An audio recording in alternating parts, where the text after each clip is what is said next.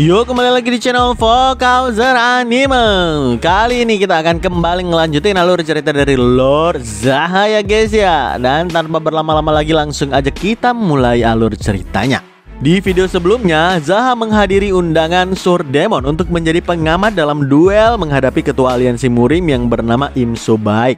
Setelah Sword Demon dan Imso Baik deal kalau duel ini dilakukan dengan pedang kayu, serta kalau Sword Demon menang maka dia mendapatkan potion terbaik Jianghu. Maka duel pun dilaksanakan di luar arena yang lapang. Jadi duel antara Master Berakman dengan orang terkuat aliansi Murim pun akan segera dimulai. Dalam sekejap tiba-tiba Sword Demon menghilang dari pandangan mata karena secepat kilat menerjang dan menebas Imso Baik dengan kekuatan penuh. Ngelihat itu, Imso Baik dengan satu gerakan tusukan dahsyat langsung menghancurkan pedang kayu Sword Demon sampai berkeping-keping. Gak mau kalah, Sword Demon mengerahkan serangan telapak ki internal terbaiknya. Dan di saat yang sama juga Imso Baik juga mengerahkan serangan yang sama hingga terciptalah ledakan aura raksasa yang asapnya terhempas kuat ke segala penjuru. Sekilas adu serangan ki mereka terlihat seimbang, tapi tiba-tiba Sword Demon malah bilang, "Aku kalah." Waduh, singkat banget nih duel keduanya. Aku kurang greget gitu. Baru juga 2 serangan, tapi ya duel martial artis level tinggi memang kayak gini kayaknya. Mereka sadar kelebihan dan batasan masing-masing. Imso Baik nyuruh Sword Demon untuk kultivasi ki internal agar luka dalamnya segera pulih, dan setelah itu dia pun pamit pergi bersama dengan semua pengawalnya. Ngelihat Imso Baik pergi, Zaha pun mengaku dalam hati kalau dia memang sangat kuat, si ketua aliansi Murim itu. Begitu Sword Demon kelar kultivasi, Zaha pun nanya kepadanya, "Senior, saat ketua aliansi menebaskan pedangnya, lintasan serangannya sederhana, namun rasanya serangannya bertambah kuat di lintasan yang sama. Memang itu satu ayunan pedang, tapi begitu hampir kena target, rasanya ada 2, 3, sampai 5 pedang di belakangnya. Teknik apakah itu sebenarnya?" Mendengarkan pertanyaan tersebut, Sword Demon pun nanya kepada Zaha dan muridnya berapa banyak bayangan yang mereka lihat. Zaha ngejawab ada 6, sedangkan Berakman jawab 4 atau 5. Barulah kemudian Sword Demon ngejawab, "Kalian berdua nggak salah lihat, itu adalah teknik unik milik ketua aliansi, Six Warring Great Sword." Ketua aliansi dulunya adalah komandan dari Six Warring Squad. Artinya itu adalah teknik yang dia ciptakan saat dia masih menjadi komandan. Dia adalah pria gigih yang menaiki tangga karir dari anggota biasa sampai menjadi ketua aliansi. Sejak jadi anggota, dia sering melakukan duel sesama anggota, gak peduli menang ataupun kalah. Tapi sejak menjadi komandan, dia belum pernah kalah sekalipun. Tapi dia pernah mengalami kejadian tragis juga sih. Six Warring Squad yang diketahui oleh Imso Baik mudah dibantai oleh sekte demonik. Cuma dia yang berhasil selamat di saat itu. Dia menamai tekniknya sebagai Six Warring Great Sword agar dia gak lupa dengan siapa dirinya dan rekan-rekannya juga. Jujur Sword Demon sangat menghormati Imso Baik karena bersedia melakukan duel, padahal Sword Demon sendiri berasal dari sekte demonik. Bahkan dia menawarkan posisi di aliansi kepada Sword Demon. Kalah dari pria terhormat gak membuat Sword Demon menyesal sedikit pun. Apalagi sekarang cuma dia satu-satunya orang yang pernah bertarung dengan ketua aliansi dan ketua sekte demonik sekaligus, membandingkan dirinya dengan 2 orang terkuat di Jianghu, serta berlatih pedang demi melampaui mereka adalah kesenangan tersendiri bagi seorang martial artis seperti Sword Demon. Sekarang giliran Sword Demon yang nanya ke Zaha, "Ngomong-ngomong, aku nggak tahu cara mengcounter Six Warring Great Sword. Terus nggak mungkin juga aku meminta ketua aliansi mengajarinya. Gimana menurutmu ketua society?" Zaha pun ngeluarin daggernya dan mengaktifkan aura di dalam dagger tersebut sebentar. Barulah dia pun ngejawab, "Aku nggak tahu detailnya. Secara prinsip sepertinya dia melakukan repetisi teknik yang sederhana sebanyak 6 kali dalam waktu yang singkat. Lintasan serangannya masih sama, dan tekniknya itu sepertinya dibuat untuk menambah daya hancur dari sebuah pedang. Dia menggunakan pedang asli. Jika dia menggunakan pedang asli, maka teknik ini bisa menghancurkan mayoritas pedang musuhnya." Jawaban tersebut benar-benar membuat Berakman dan Sword Demon tersentak kaget. Bahkan Berakman berkeringat dingin dan dia bilang dalam hatinya, "Hah? Dia bisa langsung tahu prinsip di balik teknik ketua aliansi hanya dengan sekali ngelihatnya? Mustahil, bahkan masterku aja nggak bisa." Akhirnya Zaha pun mencoba menjelaskan filosofi di balik teknik ketua aliansi.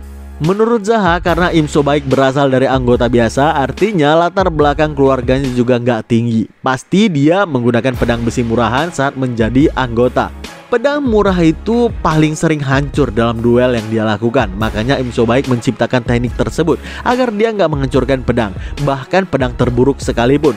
Apapun yang ketua aliansi gunakan, mau pedang kayu ataupun pedang karatan, bahkan pedang terbaik sekalipun, perbedaan kekuatan dari teknik itu nggak akan berbeda jauh. Semuanya akan sama kuatnya.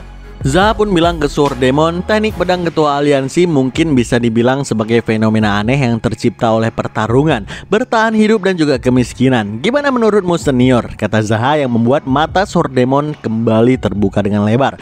Penjelasan Zaha sangat jenius dan masuk akal bagi Sword Demon. Dia mengiyakan semua yang diucapkan oleh Zaha. Zaha tahu kalau Sword Demon dan si Berakman ini berasal dari keluarga kaya yang gak pernah merasakan kemiskinan dan kesengsaraan. Makanya mereka gagal memahami filosofi dari pedang ketua aliansi. Membayangkan kemiskinan, Zaha pun teringat kalau dia memang paling miskin dan paling sengsara dibandingkan semua orang. Ingatan tersebut langsung membuat Zaha bad mood. Makanya dia buru-buru ngajak Sword Demon beserta muridnya untuk minum arak untuk ngelupain kekalahan duel kali ini. Gak berselang lama, mereka pun tiba di kedai arak. Mereka cerita panjang lebar tentang apapun, termasuk Berakman yang nanya siapa kira-kira yang lebih kuat antara ketua aliansi dan ketua sekte demonik, berhubung Sword Demon udah pernah bertarung dengan keduanya. Sword Demon berpikir sejenak dan ngejawab, menurutku ke internal ketua aliansi lebih dalam dan juga pekat. Dalam duel yang adil, sepertinya dia akan menang.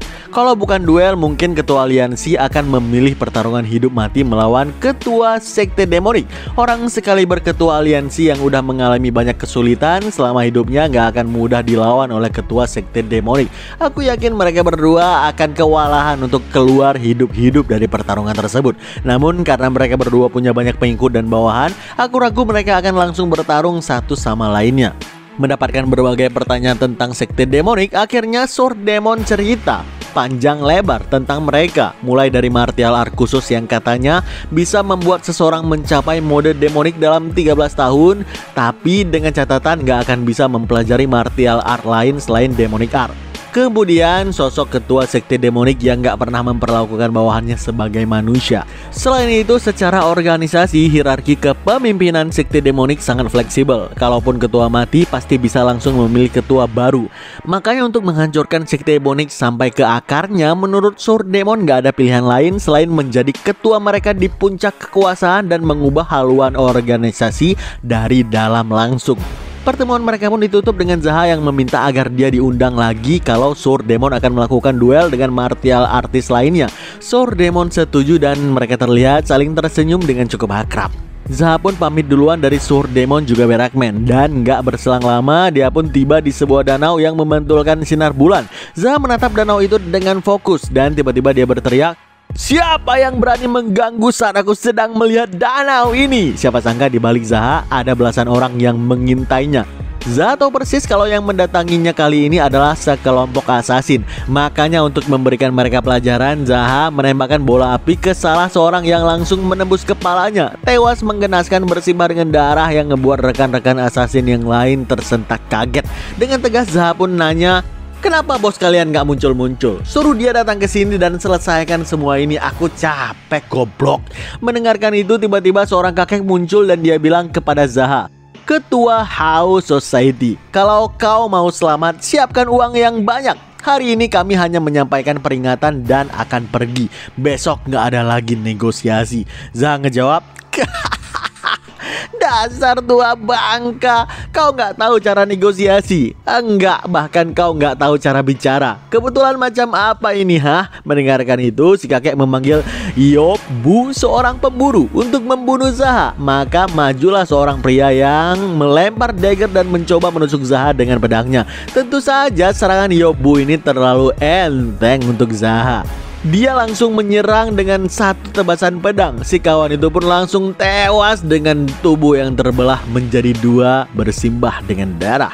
Kakek assassin yang ngelihat itu langsung shock bukan main dan terdiam membisu. Dia segera memanggil si kapak untuk menyerang, tapi lagi-lagi langsung jadi korban keganasan Zaha. Kesal ngelihat strateginya sia-sia, si kakek pun berteriak ke seluruh assassin, "Semuanya dengarkan aku. Coba saja potong apa yang bisa kalian potong darinya. Setidaknya semua itu akan membunuhnya. Nak panggai neng kiau maju."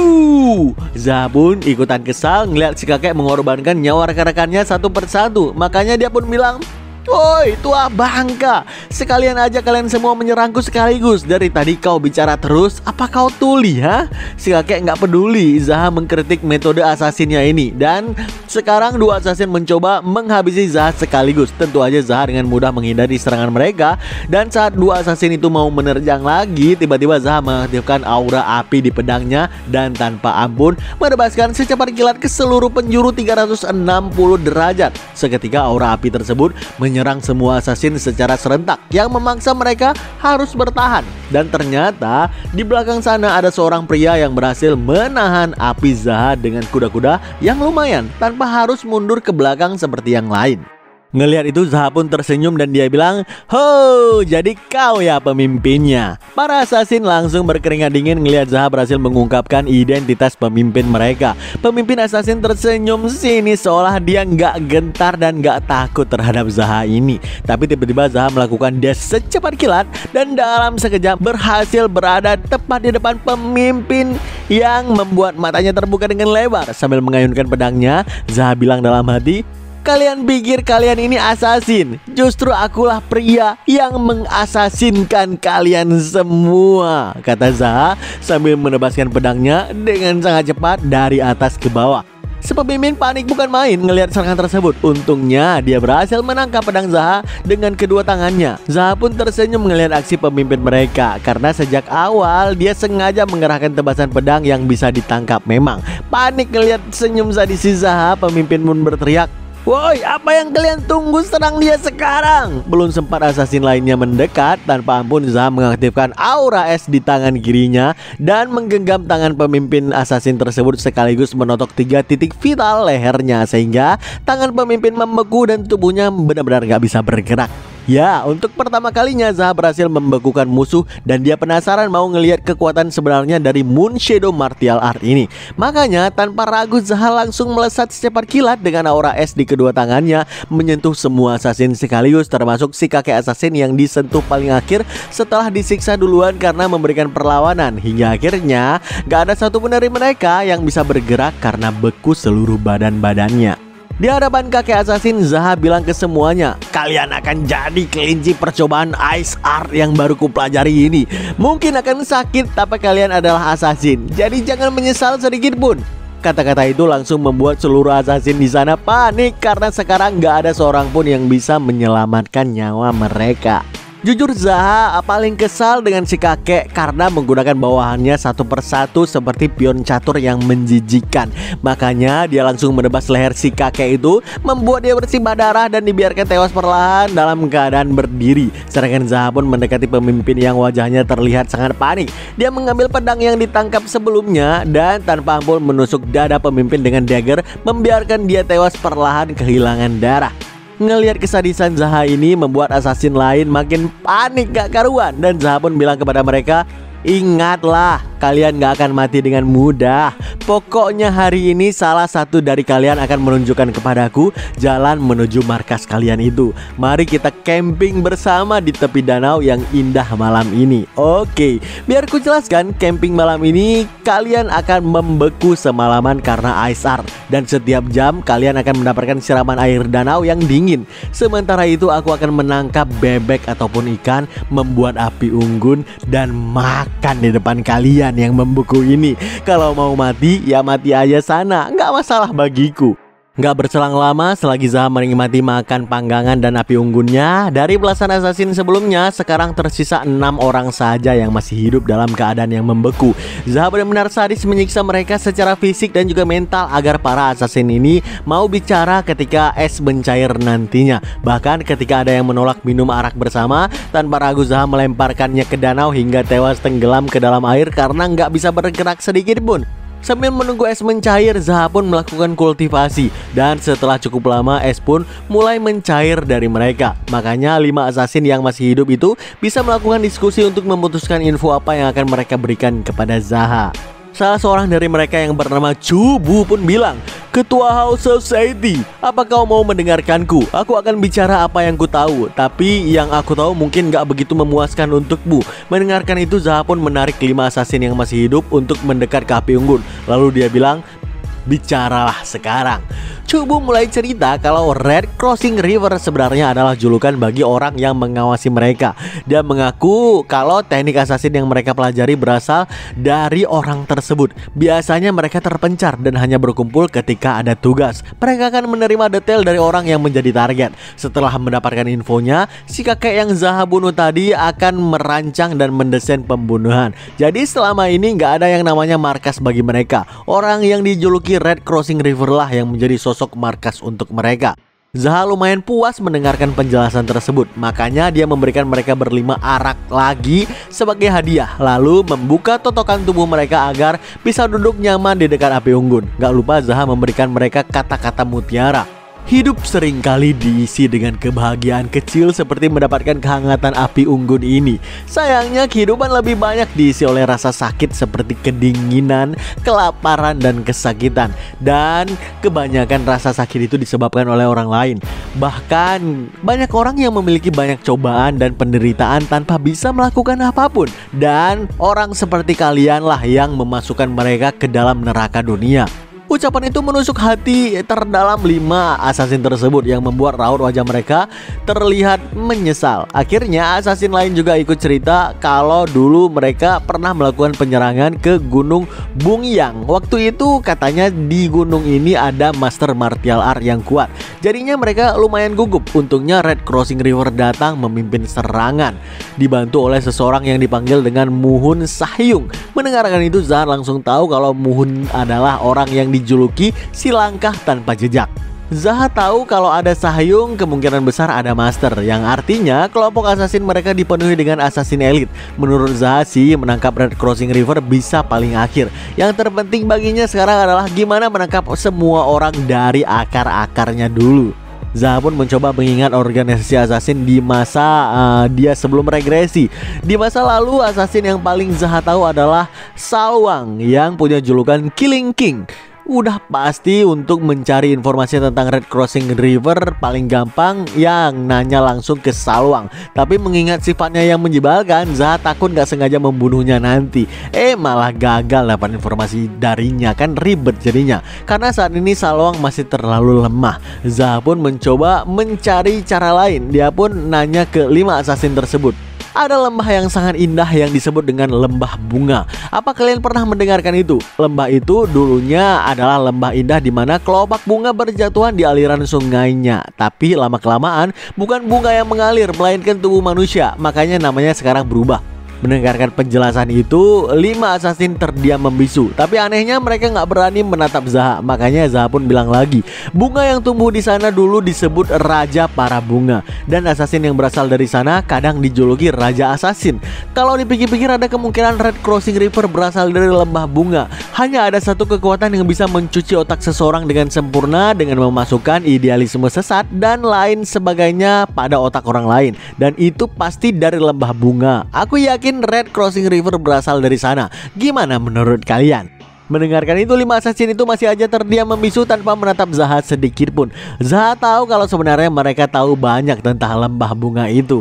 Makanya dia pun memberikan satu kesempatan lagi untuk mereka berkata jujur. Tapi karena mereka semua berkilah dengan berbagai alasan, Zaha pun membantai mereka dengan sadis hingga tewas gak bersisa. Aduh. Gak berselang lama, Zaha pun kembali ke Baekhyunji karena gak mau kalau pulang ke House Society karena ada kemungkinan assassin yang mengincar nyawanya jauh lebih kuat. Jadinya mungkin nanti akan banyak korban di sana. Jadi dia gak mau pulang karena gak mau membiarkan bawahannya yang gak bersalah mati sia-sia nantinya. Berada di Baekhyunji udah pasti dong Zaha ketemu dengan Berakman di jalan lagi. Zaha pun memanggil dengan ucapan, "Woi Tuan Muda Mong, putra kedua dari keluarga Mong, Mongrang." Ya, nama Berakman memang Mongrang. Mongrang yang mendengarkan itu kaget ngelihat Zaha ada di sini. "Ya kau, udah cewek belum?" kata Zaha mengejeknya habis-habisan. Berakman kesal bukan main, dirinya diejek di depan publik. Makanya dia pun buru-buru mendatangi Zaha dengan wajah penuh amarah. Lalu bilang dengan lantang, "Woi kampret, kau cari mati ha? Tutup mulutmu dan jangan pernah ungkit-ungkit hal itu lagi." Akhirnya Berakman pun duduk dan Zaha cerita panjang lebar kenapa dia ada di sini. Ya karena assassin sebelumnya mau ngerang, masa bodoh sih kalau Zaha bertarung dengan assassin. Tapi tiba-tiba Zaha bilang dengan nada intimidasi, "Aku akan membangun cabang House Society di sini. Sampai cabang itu terbangun, aku pasti akan sering kesini minum dan semacamnya. Aku juga bakalan sering melihatmu jadi playboy dan melihat wanita jatuh pada tipu daya rayuanmu itu. Aku bisa aja melaporkan itu kepada Sword Demon Sahyung atau ketua aliansi sekalian." Ancaman itu langsung membuat Mongrang shock berkeringat dingin. Mana mungkin dia mau reputasinya hancur di hadapan guru dan orang terkuat di aliansi Murim. Makanya dengan penuh keringat Mongrang pun bilang, "Jadi apa yang kau mau dariku?" Setelah ngelihat si Mongrang ini tertekan, barulah Zaha kemudian cerita kalau assassin yang mengincarnya selama ini sepertinya berasal dari lembah kematian.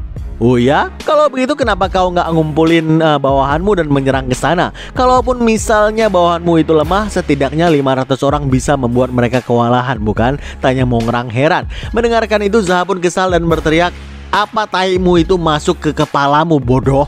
Kok bisa wanita tertarik padamu padahal otakmu itu isinya cuma tai doang?" kata Zaha yang membuat Mongrang ikutan kesal. Zaha ngelanjutin, "Lembah kematian sering memproduksi assassin terbaik di Jianghu. Mereka lumayan kuat. Jika aku menyerang bersama House Society, banyak bawahanku yang akan mati." "Lah, terus apa hubungannya denganku?" tanya Mongrang ketus.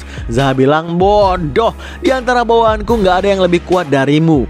Tiba-tiba Berakman senang dibilang kayak gitu, mendapatkan pujian dari Zaha. Makanya Zaha pun nanya sekali lagi, "Terus menurutmu gimana tentang assassin itu?" "Tentu aja mereka idiot. Kalau tertangkap, habisi aja mereka," kata Mongrang yang langsung ngebuat Zaha puas. "Bagus, kalau begitu udah diputuskan dong. Kita akan menyerang lembah kematian bersama," kata Zaha yang langsung mengambil keputusan sepihak. Mongrang tetap aja nggak mau sih ikut-ikutan Zaha. Selain itu nanti bisa ketularan gilanya. Ngapain juga dia terus berhadapan dengan assassin yang kuat. Tapi Zaha bilang kalau dia akan menunjukkan di mana anggrek bulan berada. Seketika mata Mongrang langsung terbuka dengan lebar. Zaha bilang, "Kau pasti sedang terhambat dalam kultivasimu itu bukan? Saat itu terjadi, pil dari anggrek bulan bisa meningkatkan energi yinmu secara drastis. Itu membuatmu lebih mudah untuk melakukan dan mempelajari teknik demi naik ke tahap berikutnya. Apa kau mau terus-terusan dimarahi dan dihukum oleh Sword Demon? Atau mau fokus pada martial art yang diinginkan oleh Sword Demon dengan menggunakan anggrek bulan? Pilihan ada di tanganmu sekarang bro." Mongrang masih aja keras kepala, meminta Zaha ngasih dulu anggrek bulannya itu baru berangkat ke lembah kematian. Tapi begitu Sword Demon menghampiri mereka dan gak sengaja mendengarkan tentang anggrek bulan, Sword Demon langsung mengajak Mongrang ikutan Zaha apapun yang terjadi. Oke, dalam perjalanan ninggalin Baekhyunji, Zaha penasaran dengan pedang Sword Demon yang berwarna hitam karena sebelumnya nggak dibawa saat menghadapi ketua aliansi. Sword Demon bilang, "Pedang ini bernama Bright Sword, pedang leluhurku. Aku jarang menggunakannya, tapi aku harus membawanya di saat-saat penting seperti ini." Karena masih penasaran, Zaha meminta izin untuk melihatnya sendiri. Tentu aja Sword Demon memberikannya izin, tapi jelas Mongrang iri kok bisa masternya nunjukin pedang rahasianya ke orang lain dulu ketimbang muridnya sendiri. Begitu Zaha menghunuskan pedang tersebut, seketika mata Zaha terbuka dengan lebar karena melihat langsung area di sekitarnya berubah gelap dengan aura hitam pekat muncul di sekitarannya. Zaha pun nanya, "Senior, apa ini cuma halusinasiku?" Sword Demon ngejawab, "Kau nggak berhalusinasi, kau menahannya dengan cukup bagus. Biasanya orang langsung pingsan saat mencabut pedang tersebut. Jika kau memegangnya terlalu lama, mimpimu akan mulai menggila. Sini kembalikan pedangnya kepadaku." Zaha pun mengembalikan pedang tersebut dan mengakui kalau pedang itu luar biasa, pantas disebut sebagai pedang langka. Entah itu Sword Demon ataupun Right Throw Sword. Yang pasti jika Sword Demon menghadapi ketua aliansi dengan pedang tersebut, mungkin dia bisa melawannya non-stop selama 3 hari 3 malam. Sword Demon senang Zaha memahami pedangnya itu dan isi hatinya juga. Dia pun mengucapkan terima kasih atas pujiannya tersebut. Nggak berselang lama, mereka pun tiba di Gunung Merah Besar dan anggrek bulan ada setelah melewati gunung tersebut, kata Zaha. Surdemon penasaran, apa jangan-jangan mereka harus melewati Puncak Merah dulu. Seingat Surdemon, Puncak Merah adalah tempat di mana warrior-warrior hebat berduel, tempat bertarung yang unik. Makanya tempat itu curam dan berbatu, tapi udah rata dengan tanah karena orang-orang kuat bertarung di sana. Tanpa basa-basi lagi, Zaha pun menancap gas duluan untuk pergi ke tempat tersebut disusul dengan Mongrang dan Surdemon. Zaha pun bilang ke mereka berdua, kita akan pergi ke Puncak Merah Kesepian senior. Sebaiknya kita langsung ke puncaknya tanpa berhenti dengan kecepatan penuh. Dan kau Mongrang, cobalah ikuti kami. Tapi aku gak yakin sih dengan kemampuanmu yang sekarang, kata Zaha yang membuat si Berakman ini cukup kesal. Begitu tiba di pilar tebing merah, Zaha mendaki dengan kecepatan penuh tebing vertikal tersebut. Makanya dia berhasil tiba duluan di puncak disusul dengan Surdemon sedetik kemudian. Parahnya si Berakman ini harus dengan susah payah mendaki sambil mengerahkan Ice Art-nya, sehingga selain telat dia pun kehabisan ki duluan ketika tiba di sana. Surdemon bilang, seharusnya kau punya cukup ki ketika sampai di sini. Kau benar-benar membuatku malu. Kurangi minummu dan perbanyak latihan ki gongmu. Tapi master, ini pertama kalinya aku memanjat tebing setinggi ini, kata Mongrang yang masih aja banyak alasan. Halah, dasar Berakman, berak dulu sana biar tubuhmu ringan, kata Zaha yang membuat Mongrang marah-marah karena nggak terima dipermalukan di hadapan gurunya. Sedangkan Surdemon sendiri saat ini tertegun ngelihat bunga yang terhampar di puncak tebing tersebut. Apakah itu anggrek bulan? Apakah Zaha juga akan mengkonsumsi bunga itu untuk memperkuat Moon Shadow Art-nya agar makin OP lagi? Kita akan ngelanjutin video selanjutnya. Nggak tahu berapa lama sih karena ini cukup membosankan. Saksikan terus alur cerita Lord Zaha nya di channel Fokus Anime dan Stay Update.